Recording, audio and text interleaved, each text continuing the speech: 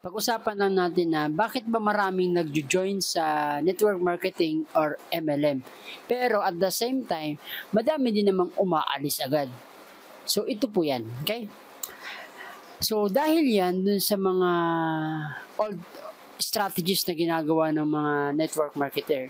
Kumbaga, nag-overpromise sila. Okay. So dahil ang target market nila is yung mga opportunity seeker. Kumbaga, naghahanap ng opportunity na mabago ang buhay. Now, ang strategy nitong mga nasa MLM na ito, okay, yung mga una pa, okay, yung mga old traditional way na ginagawa nila. Pinag-invite sila, tapos papangakuan, okay, super hype talaga yung papangako na mag-invite ka lang ng dalawa, tapos yayaman ka na. So ikaw naman, syempre may pangarap ka, gusto mong maiahon yung pamilya mo sa kahirapan. So anong gagawin mo? So syempre, igagrab mo yung opportunity kasi ang sabi sa'yo, sigurado na 100% sure na yun. Walang disclaimer, basta 100% sure. Okay? So, ito naman mga nag-invite na ito, hindi din naman sila aware.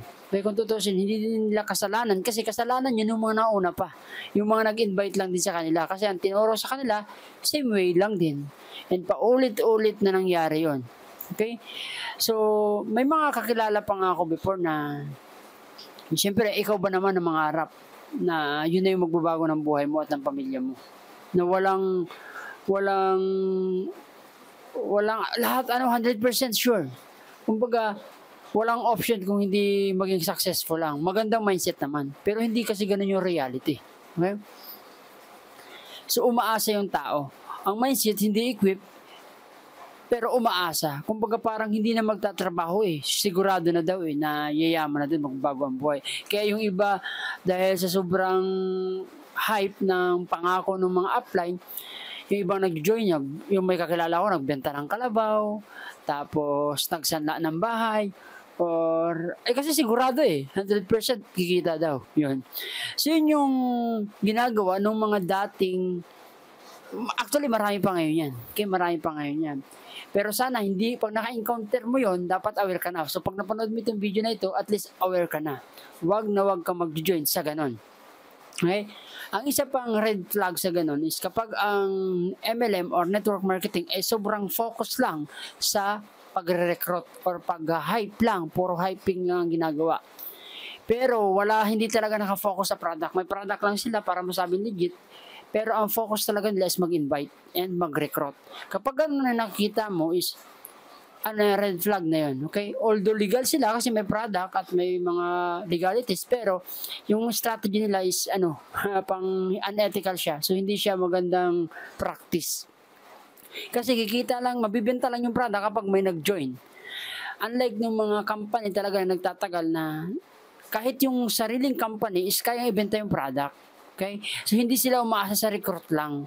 Additional lang kasi yun. Kumbaga, at least man lang 50-50. 50-50 yung MLM side and 50-50 na ibenta rin yung product. So, ganun.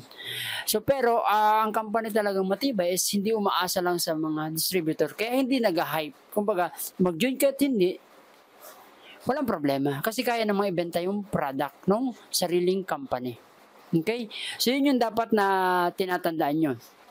So, kaya ganun yung nangyayari, no? So, maraming nagjo-join, okay? Tulad na sabi ko yan, kasi nga, super promise, okay? Kumbaga, super hype and 100% promise yung ginagawa ng mga unethical network marketer na yon. So, marami nagjo-join sa una. Pero pag na-figure out na hindi pala ganun kadali at hindi pala ganun yung sinabi, hindi pala totoo yung sinabi ng kanyang upline, aalis na rin.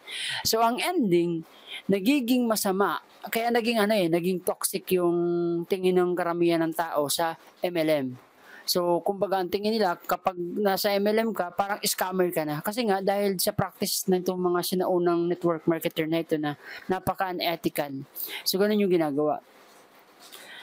So, yun, kumbaga, may support sila, kaya lang mga unethical. So, kung maghahanap ka ng isang MLM company, i-make sure mo na nagbibenta ng product talaga yung company.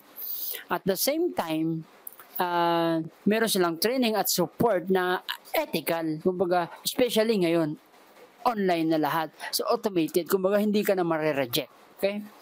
So, kaya kapag nakita ka nung nagmamanual pa rin tapos super hype yung pag-promote is layuan mo. Pero nasa iyo pa rin yun. Pero yun, red flag na yun. Okay? Kaya ang ending nung iba ng mga nag-join, depression. Actually, marami akong kilalang ganun. Yan, kamag-anak ko pa. Okay? So, kaya doon, kumbaga, dahil doon, na-aware ako na hindi pala dapat ganun, hindi dapat ganun. Ako, ang dami ko nang salina na MLM, and hindi ko, nung na-aware na ako, hindi ko talaga practice yun. Kasi kahinaan ko rin yung mag-invite personally, tapos dadali mo na, kunwari, kakain lang kayo, yung pala dadali mo sa parang kikidnapin mo papunta sa presentation ng MLM, Network Marketing Company. So, wag na wag mong gagawin yun kung ayaw mo maubusan ng kaibigan, okay? So, yun lang yan. Salamat, sana nakatulong ito sa iyo. Bye-bye. Sa bawat hakbang kasama ang pag-asa, ikaw ang bida, ikaw ang gagawa. Sa mundo ng oportunidad, ikaw ang panalo. Vida Grow ang daan, tagumpay ang dulo. Vida Grow ang sagot sa buhay na maginhawa. Bukas sa lahat, sa bawat sulok ng bansa, ay commerce at MLM, negosyo mo na ito. Vida Grow ang sagot sa tagumpay sigurado.